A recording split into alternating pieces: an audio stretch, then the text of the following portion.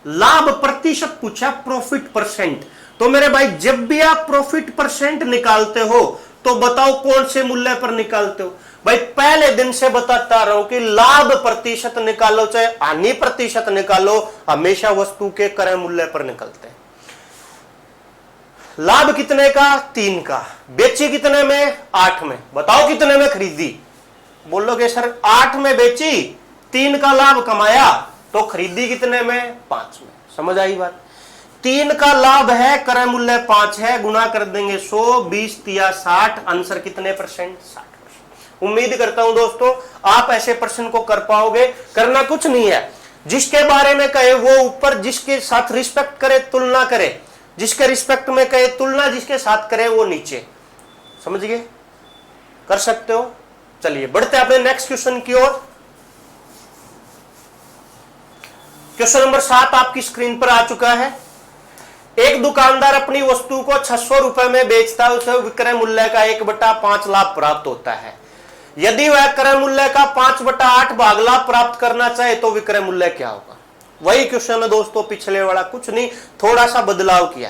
मैं कहता हूं कि आप अपने कॉन्सेप्ट को क्लियर रखा करो, आपको कभी दिक्कत होगी नहीं। ध्यान से सुन लो। अब 2 तरीके इसको भी करने के बता देता हूं मैं, आप ध्यान से सुनने का। रेशो और बेसिक सारे वही तरीके चलाते हो चलूंगा मैं, आप डरो मत। एक दुकानदार ने जब वस्तु को 600 में बेचा तो उसे विक्रय मूल्य का 1/5 भाग लाभ प्राप्त हुआ। भाई आप मेरे को बताओ वस्तु को बेचता कितने में है? आप बोलोगे सर 600 में बेचता है। आप बोलोगे 1 मिनट भाई, शायद ऊपर लिखा गया, एक बार दोबारा लिख देता हूं मैं यहां से देखूं कि भाई वो वस्तु को बेचता कितने में है। आप बोलोगे सर वस्तु को बेचता है 600 रुपए में। दिखाई दे रहा है? दे रहा है सर। वस्तु उसने बेची कितने में? 600 में। कहता है कि उसने जितने में बेची ना मेरे भाई, उसका 1/5 भाग लाभ कमाया। बताओ बेची कितने में? बोलोगे सर 600 में। लाभ कितना कमाया? विक्रय मूल्य यानी जितने में बेची उसका 1/5। 600 का 1/5 कितना होता है? 120 गुना 5, 600, 120 होता है सर। आप मेरे को बताओ 600 में कोई चीज बेची जा रही है और 120 का लाभ कमाया गया है, तो वो खरीदी कितने में गई? सर 480 में खरीदी गई। समझ गए? बेची कितने में? 600 में। लाभ होता है विक्रय मूल्य का 1/5। 600 का 1/5 कितना होता है? 120। 600 में कोई चीज आपने बेच दी और 120 का आपने लाभ कमा लिया, तो कितने में लेके आए थे? सर 480 में लेके आए थे। क्रय मूल्य निकाल लिया। अगली लाइन में कहता है कि वो क्रय मूल्य का 5/8 भाग लाभ प्राप्त करना चाहता है। बताओ क्रय मूल्य है कितना? 480। लाभ कितना कमाना चाहता है? इस 480 का 5/8, 8 गुना 6, 48, 600।